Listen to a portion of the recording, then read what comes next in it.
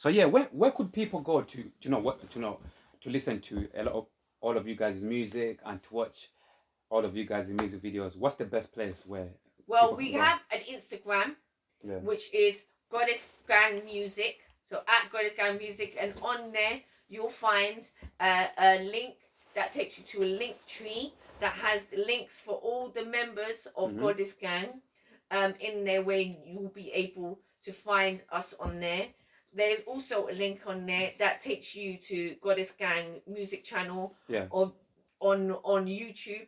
We hope soon to be branching out into some other things as well, doing a bit of acting. So your dreams are gonna come true. Doing a bit of acting, doing more vlogs and stuff like that, and uploading those. Oh, I'd love to see more vlogs of you guys. Yeah, uploading on those YouTube and stuff. onto there.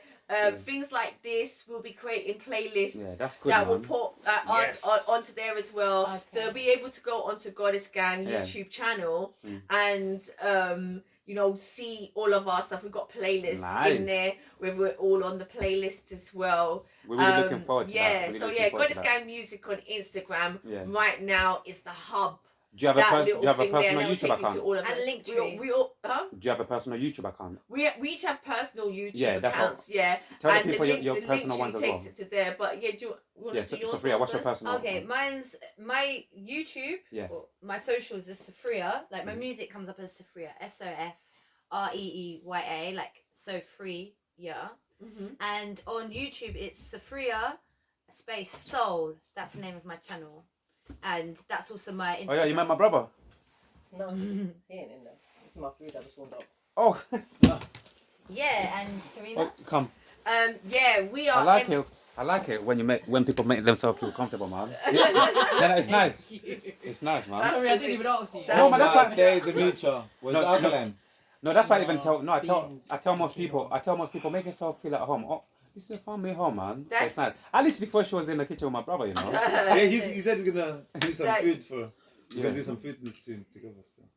So we're M9. We're M9 Awakening. Enjoy that. We're M9 Awakening across most platforms. On YouTube. Yeah, on YouTube. We are M9 Awakening. We also got a Vivo channel, which is M9 Vivo, as in literally M9 VEVO. Yeah. And there you'll find all of our music videos on there. We've got a couple of others as well. Twitter. Yeah. Even TikTok. TikTok as M9 Awakening official. Yeah. And M9A official one. Nice. Yeah. So Nice. Sophia, what are your thoughts on pornography? Well, pornography, I think, most times shows not the realistic take on healthy sex in general between a man and a woman. Sexual activity. Yeah. And a lot of time, guys might watch this porn and think, oh, yeah, that's how a woman wants to be treated. Yeah. When really it's not. Yeah, it's degrading, and it's to do more narcissism and stuff. They don't really focus on the emotional and everything. It's just more the physical. Yeah. And I think people that do watch a lot of pornography, they probably don't have that connection maybe as much in real life, and they're missing out quite a lot. So if people are, porn industry is a big industry. Again, it's a lot of plastic surgery, a lot of fake things, and then people might see that and then not feel as confident in their own sexual energy because they're looking at this. Well, really, really, they're missing out on a big spectrum on that. So that's what I say. I'm with you. You see porn as well, yeah. Yeah, talk to us, Serena. What are your thoughts on porn? You know, like when you're basically engaging, and don't worry. with porn, you're like feeding energy into this kind of thing that is just like looping it to you, and you're actually kind of forgotten your partner. Even if you bring your partner like into it, you're both kind of feeding this thing here. Yeah, because some couples will come together, innit? Yeah, and you're not actually putting that energy like into each other. Yeah. So it creating like a separation between you. And I know a lot of people, they decide to use it, but I feel like definitely porn creates a division in relationships as well. Let me ask a quick question with that, Ask a quick question with that. Because you get some couples, obviously, when they say they want to spice things up. Let's spice it up. And some people want to spice things up, innit? So what would you say to those kind of couples who, obviously, they've done a lot of things, they've been together for years, but they've reached a point, you know, in their relationship where they feel like, you know what, baby, let's watch a little bit of porn, let's spice it up. Learn a little bit of something. What would you say to them kind of people? When you're looking at sex as a technical thing, something you should do, you're always going to look for something else to just make it a bit better because you're trying to find a new technique. But when you just literally just want to be wild into one another because you just all about pleasure with one another and love, what more spicier than that can you get? Because every time you come together, it's going to be something new and fresh. Spicy anyway. Because it's a new day. You're a new person. As you grow, like, you know, as you grow as a person and your partners grow as a person, as you're growing in a relationship, you're both growing. Things are gonna change. So it's like if you're thinking, oh, we need to do these new positions, or we need to invite this in, or we need to do that. You're thinking of sex as like a robotic, like technical thing. You're not thinking of it how it's meant to be. It's never gonna be the satisfying. Back to nature, guys. It's never gonna I don't be use my like vibrators satisfying thing.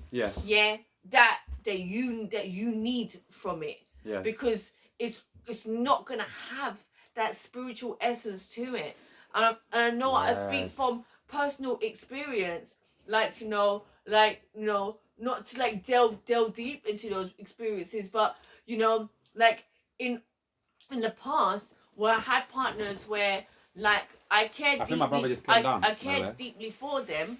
But I was I never had the true love that I have now. Now the love that I have now, I don't think about what it takes to pleasure my husband. I just allow myself to be open and submit. I just think of him and I think of his happiness. I'm not thinking I want to do this, I want to do that, I want to do that to him. I just think about his happiness. I think about how happy he makes me in that moment. And if we're making love and I'm thinking about how happy he makes me, that joy inside of me is doing all the work. I don't need to actually oh, I'm going to do this, I'm going to do that. Because I'm looking at him and I'm so grateful for him and I'm feeling so loving towards him that it just expresses itself naturally. So what I would say for those couples that need to spice it up, I think they need to take a step away from sex, and they need to go back and sit down together and kind of connect with one another emotionally. And remember what they feel grateful about one another for. They mean we need to sit down and list. You know, the lists are great. I need to write a list of, I'm grateful for you for all of these reasons. And they need to keep writing and don't stop writing until they can't think of not one more thing. And then they need to go and have sex.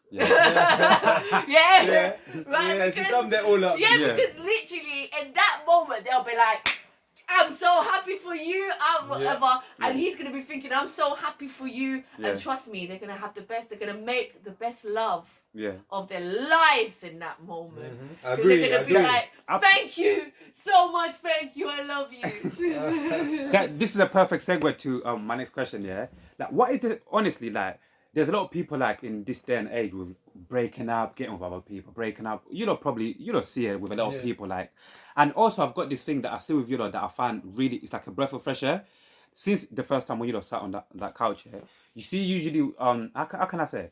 You see, like, a lot of people say, when you're with each other too much, you might get tired of each other, or you might you might argue, you might get to a point where you need some space. Yeah, you need some space. You know, all of these things, innit? But it's like, you know, a true definition of, like, it can actually work. So my main question to this, like, what is the secret behind you guys' happiness, and how do you guys keep your relationship strong and exactly the way it is?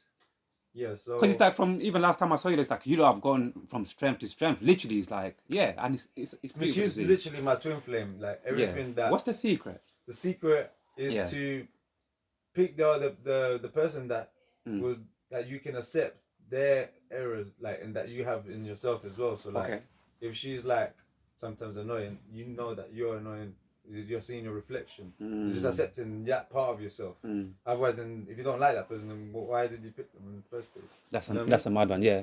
So It just made me remember. As soon as you said that, it's like it just made me remember my woman. You just have to accept that females will always be the emotion, and men don't have to go on with the emotion because that's not their job. I mean, we are emotional, but they understand the emotion more, isn't it? Because they're feminine and they obviously. But you definitely are emotional. Well, that's because I'm Aquarius moon. I think that. I think that like.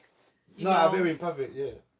I think that reflection is in men as well, and a part of loving a man is knowing that he's gonna make mistakes because he is emotional and maybe he don't know it. You know, do you know what I'm saying in it? And having empathy for him and not putting him, because you were talking before about roles, not just putting him in a box of that role, so that somehow there's something that he can fail in. You wasn't man enough because you was too emotional that day. I'm going to accept you on the spectrum of being. Yeah, I want to accept you on the spectrum of being someone who's very emotional because you're a human being that can feel pain and can feel hurt. And when I'm seeing you in pain, that pain might necessarily because you're not able to express it in the right way. I want to be able to feel like empathetic to you, and I do feel that part of the thing that can like help you is when you could just like have empathy for someone, even when we close that. That's cool. Yeah, right. Part of when you think that you can have like when it's having empathy for someone when they're displaying things that is not necessarily like something that's good, because you know that they're doing that out of like hurt. And I think the one thing is that when you do spend a lot of time with each other, which you do, sometimes you do actually, it's true, you get on each other's nerves. Yeah. But because that's your best friend and you have loyalty and love, all the things we talked about in this interview. Your best friend. Yeah. You stick by that person. Yeah. Because you're there for them. Like, and I stick by Andy because he's my best friend. And though sometimes I have moments, even when I have things like doubt. Yeah. I know that doubt is just me talking because I'm feeling hurt. Yeah. I don't believe in that doubt. Like you said so earlier. I don't gonna make movement on that doubt. You know? But I wanna maybe still express myself in the hopes that he can hear me. And he does hear me. And likewise the same for me. Not losing trust. Yeah. And yeah, you have to hold on to that. And I feel like the further you get into your journey, the more comes out. And it's like, it's not like it gets worse and worse and worse, but it's like dips and troughs. Like, like sometimes some stuff comes out. You have to get through that. And other times you go up and it's good. Oh, good. So we're sailing for a while. And then you're high and it goes in again. And you do, and you have, you go through these levels with one another. And the longer you're together, the more levels you will go through. Yeah. But ultimately, you're leading to somewhere that's good, and you lead somewhere that's positive, and you lead in somewhere that's more powerful and more stronger. And I think the longer, and this is the longest relationship I've ever had. 5 years strong. Yeah, that like the longer you stay together. I love that. Thank you. More years, more 5 years. Yeah, the longer you stay together, like the more you see how strong you get, and I think that's some of the thing that helps you Inspire as well. You have to remember that, and it must be really difficult for couples that find themselves falling out of love after many years because they go through something deep. And then they forget about all of those good times. And the couples that stay together their whole lives, you think they never went through those things that could have broken them up. They could have. They've done it literally probably many times. They're ready to meet themselves. But they said, you know what? Whatever this is now, however hard it gets, we're going to stay together and we're going to work on it together. And I feel like that's what's really missing. And I feel like that's what's really missing with their society. You know what I mean? Because I feel like that's what I'm saying. A lot of people are getting a lot of people are breaking up easily. A lot of people are not. I feel like personally, a lot of people are not fighting for their relationship. I'm not sure. But there's so much choice You know now. what I mean? Yeah, exactly. And I'm there's not sure. So much choice. You're always thinking, literally looking at the screen with the tennis on there, that the grass is always greener. Word. You're thinking, well, like, if you don't give to me, someone else is going to give to me. Yeah. But that someone else, you're going to have to go through the same thing with them. If it's going to be something different, it's going to be the same thing again as well. Because ultimately, it's never really about them. It's about you. It's about yourself. And that person is a reflection of you and your pain and all the things you have to learn for yourself.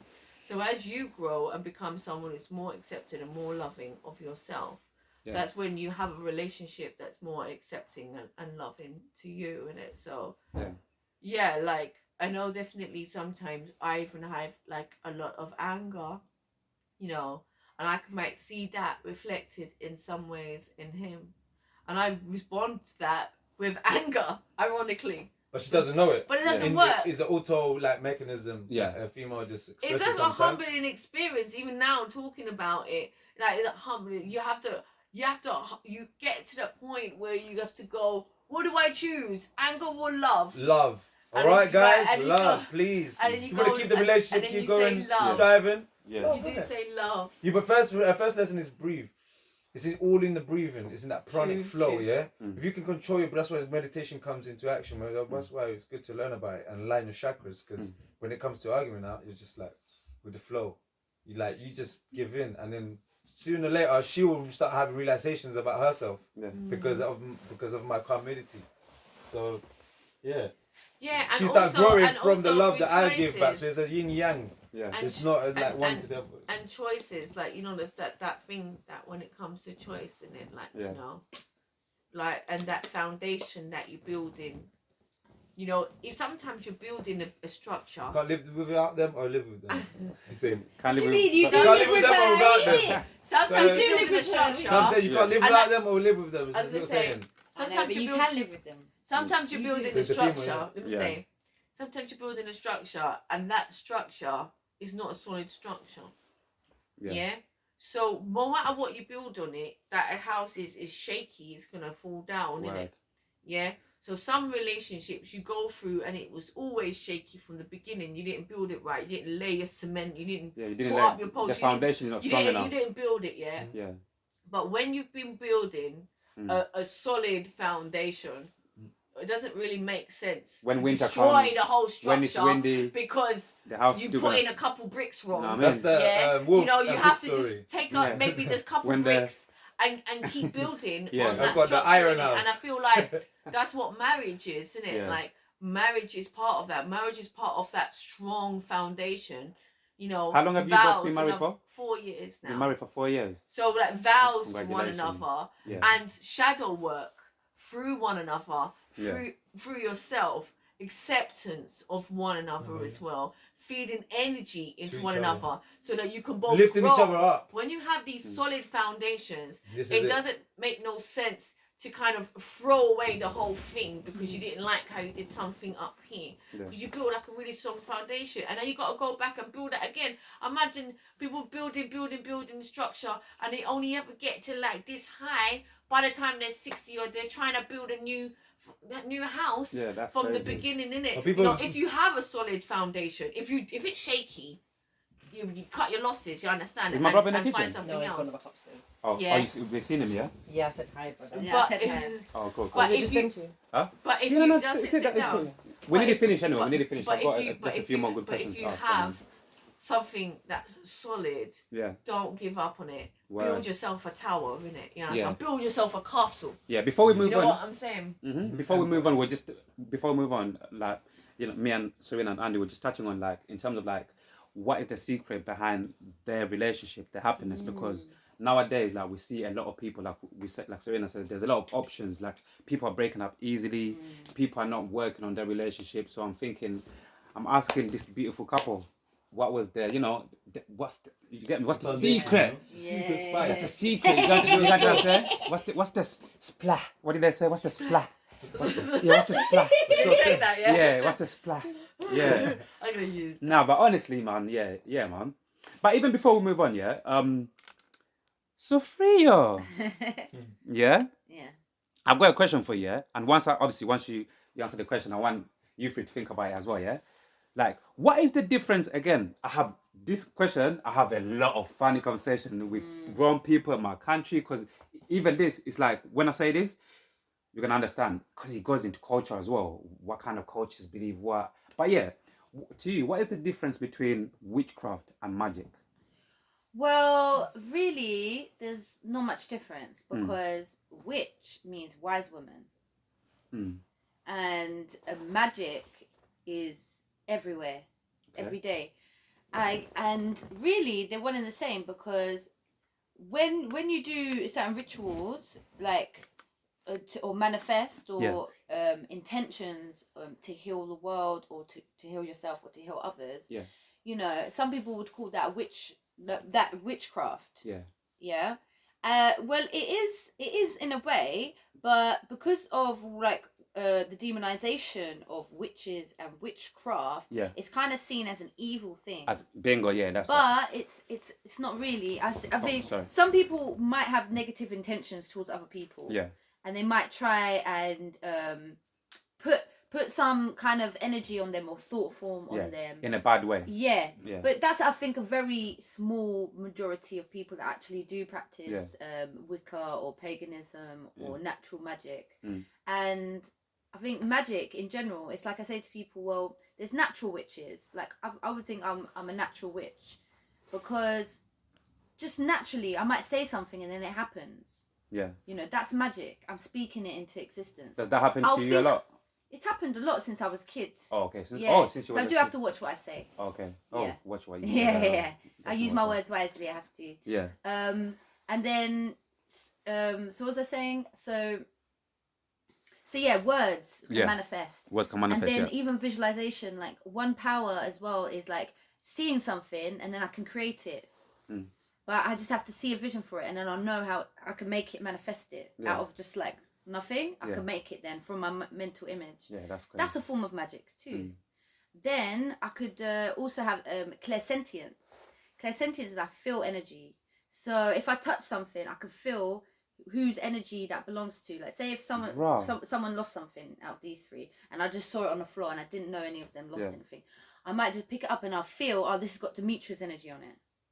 And I'll say, is it yours? Wow. Most time I'm right. Yeah. Or like, I've been to ancient civilizations and I've touched, if I can touch the rock or these Stonehenge or Avebury, if I can touch and I can silence my mind, I can zone into the energy, then I can perceive in my mind, I can see what it was like back then.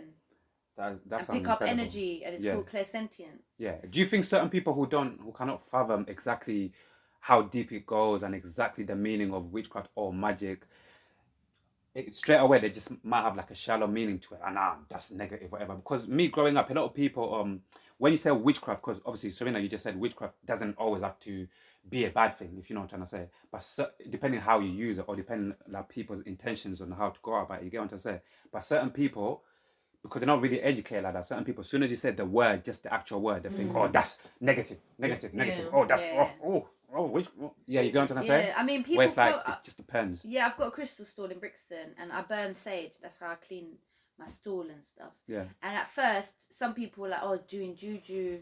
What are you doing juju?" Yeah. And I was like, "Well, when you go into church and they wave the incense around, do you call that juju too?" And then they can't say anything. But it's like the same concept. I'm making a sacred space, and that's one of the things I do. Clearing out energy. Yeah, that's what I do, and that's not a bad thing. But some people have got this, because it comes from colonialism, when they banned people from using their natural things. They banned people from burning their sage, for doing their prayers, even speaking their own language. They'll give you a language, they'll get rid of yours. And then one time, you know, someone came up to me and he was like, before I even set up my crystals, he was like, you've got jinn in you. And I was like, excuse me? He was like, are you a witch? And I was like, define your meaning of witch. Yeah. I use crystals and nature, and I can manifest things through my minds and words. So if that's your definition of witch, then maybe I am then. Everyone's a witch and maybe I am then. You just don't know it. And and then he threatened to kill me and blow up my stall. The fuck? But really, out of both of us, who had the bad energy there? Him, absolutely. Him. I think he had. I Who think- had the gin in there? Him. What are your takes on it, guys? Magic is manifestation coming into being. Anything which is created from something that was first fathomed within and then created is magic. In a lot of ways, just everything around us is magic. In You're some magic. form. You're magic. In some form. Magic. Yeah. Yeah. Like in some Splat. It just in does some a splat. form, everything is magic. But when we kind of like, you know, like can't believe, like when it kind of seems like a miracle, like wow, that thing actually did appear. Yeah. That's when we can see it to be magic. And witchcraft is just craft by witches, and craft is the practice of whatever alchemy or ceremony to be able, or like an affirmation, for example, is a type of craft, like you said, words. So that everything's a ritual as well. Words, like using words is like a form of affirming, making spells, and that can create magic. Yeah, that can create that manifestation, that creation.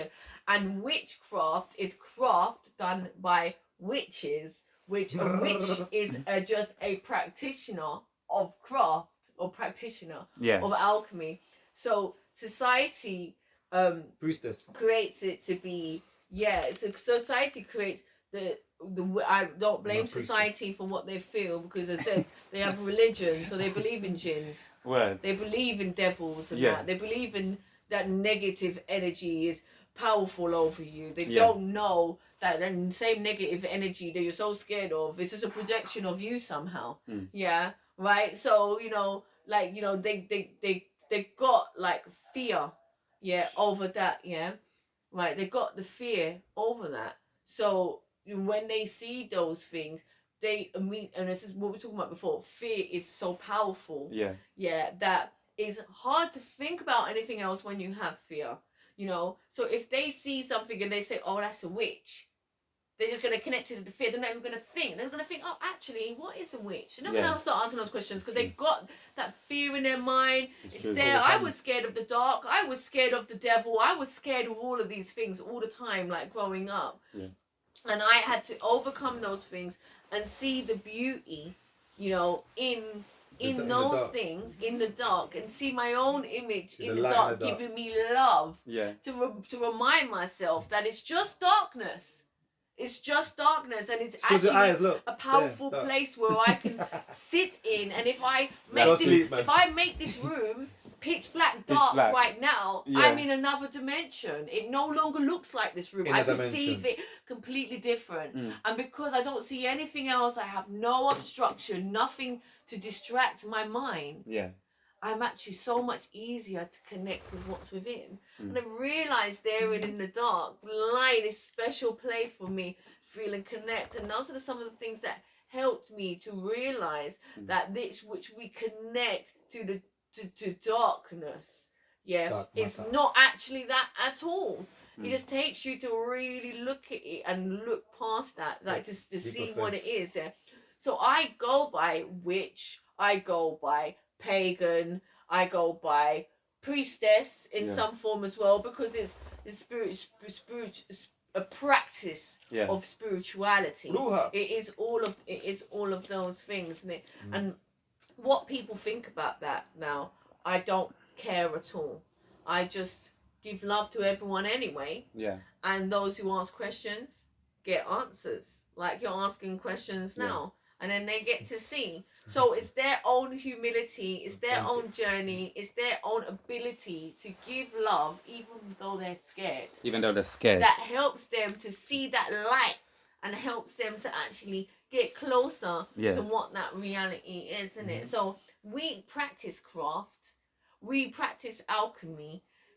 Sophia's working with crystals, teaching us so much about the crystal energy as well. You know, Demetria's working with herbs, teaching us so much about the herbs as well. Then we each have our own indigenous connections, which we explore and we find out about that, and we're teaching one another those things as well, isn't it?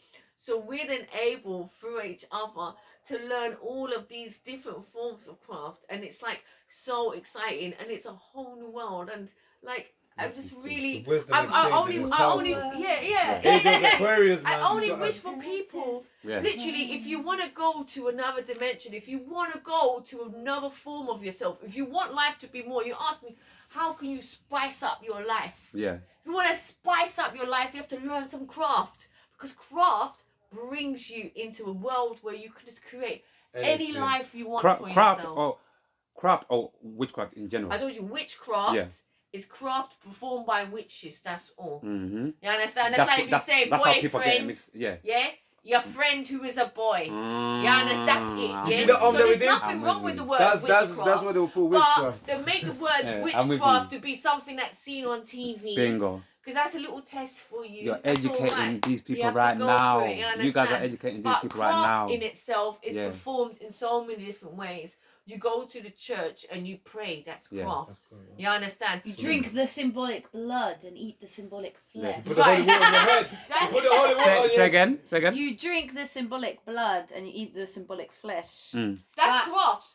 Yeah, but it's kind of vampiric. Exactly, but that's vampiric craft. Yeah. To teach you into the negative form, to not even teach you into the positive form. And you're looking at the suffering image of a lovely guy, just suffering there, and it's just in your face constantly. Exactly. Jesus, I don't want to remember you on the cross suffering. You're drinking blood while you look at him. Imagine. It's meant to be his blood as well. It's meant to be his blood and his flesh. Oh, wow. Yeah, that's twisted, man.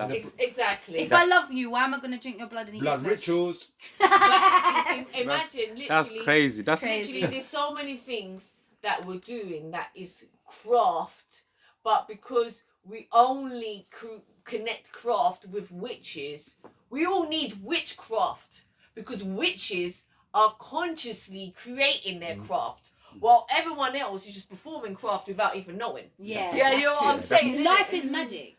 Like life is magic. You have a seed and you water it and it grows. Isn't that a form of magic? Yes, exactly. Like life is magic. Creation. But what Serena's saying is when you can harness your own energy to an extent where you can literally be your highest goddess or your highest god, because your magic's at that level where you are able to direct it in a very concentrated manner, and it takes more like how your belief system. So sometimes it's hard to get into magic at first because you're like, wait, is this real? Is magic real? But the more you do it, and the more you do, like release a ritual or have you put an affirmation out there or say a prayer and it happens, and the more it happens, the more you believe in it, the stronger you become at it. Yeah. Even just letting go is an alchemy. Yeah. Just letting go of things. A mother shows you.